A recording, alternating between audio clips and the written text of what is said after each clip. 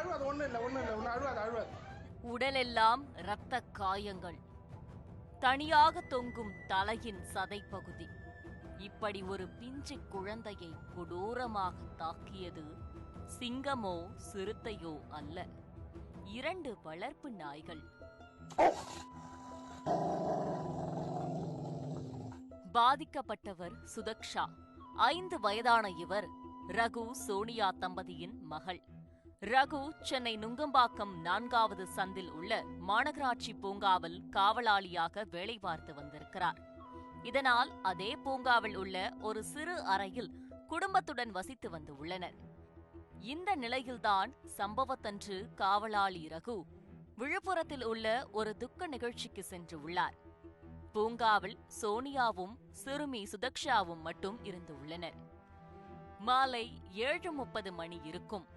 அப்போது அந்த பகுதியில் வசித்து வந்த புகழேந்தி என்பவர் தான் வளர்த்து வந்த 2 ராட்வைலர் வகையை சேர்ந்த நாய்களுடன் பூங்காவிற்கு வாக்கிங் வந்திருக்கிறார். அப்போது அங்கே விளையாடிக் கொண்டிருந்த சிறுமி சுதக்ஷாவின் மீது அந்த 2 நாய்களும் ஆக்ரோஷமாக பாய்ந்திருக்கிறது. சிறுமி நாய்களிடம் இருந்து தப்பி ஓட முயன்று உள்ளார்.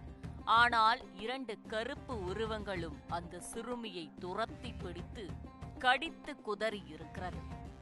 இதனால் சிறுமி அலறி துடிக்க சத்தம் கேட்டு வந்த தாய் சோனியாவையும் அந்த நாய்கள் விட்டு வைக்கவில்லை. மண்டை ஓடு தெரியும் அளவிற்கு, சிறுமியின் தலையில் இருந்த சதை தெரியும் அளவுக்கு பலத்த காயம் ஏற்பட்டிருக்கிறது. ஒரு அம்மா வந்து குழந்தைய இப்படி கட்டி பிடிச்சிட்டு இருக்காங்க. நாய் வந்து அந்த பாப்பாவோட தலையை வந்து பிடிச்சி அப்படியே கடிச்சிட்டு இழுத்துட்டு போயிட்டே இருக்கு. அம்மாவும் பிள்ளையும் அப்படியே இழுத்துட்டு போகுது.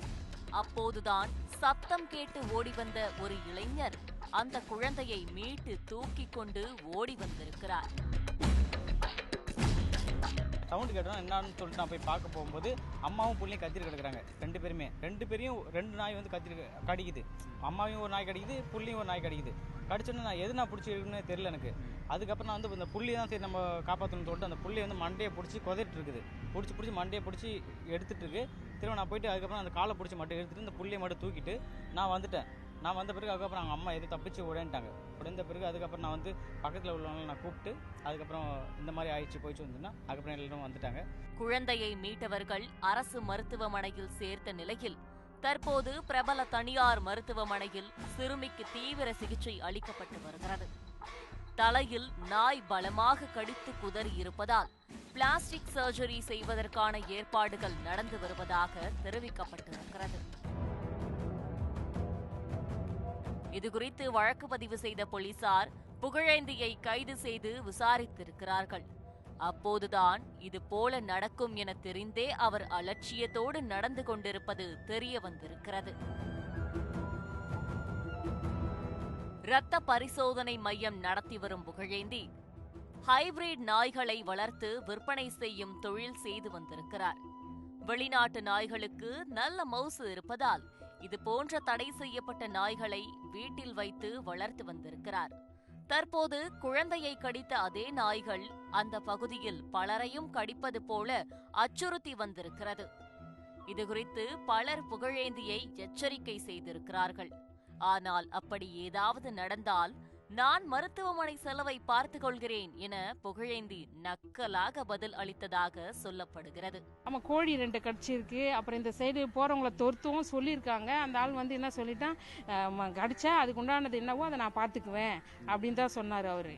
ஹாஸ்பிட்டல் செலவு பார்த்துக்கிறேன், உனக்கு எல்லாம் பண்ணி கொடுத்துட்றேன் அப்படின்றாரு. அது பண்ணி கொடுத்தா என் புள்ள அது மாதிரி வந்துருமா?